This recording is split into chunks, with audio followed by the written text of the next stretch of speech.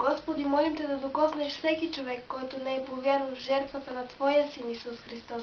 Благослови всеки, който гледа този видеоклип. Амин.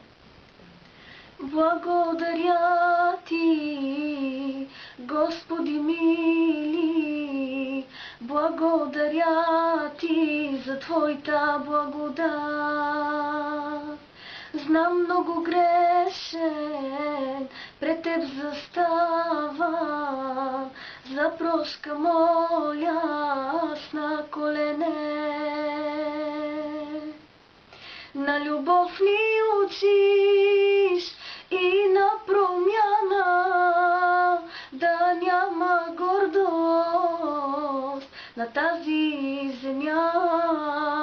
Не дей се чуди, повярвай в Бога, ще се научиш да няма тъга. Помня, когато нищичко нямах, а Ти единствен ме разбираше. Чувах гласа Ти, усещах длънта Ти, Ти всичко ми даде в този мой живот. На любов ни учиш и на промяна, да няма гордост на тази земя.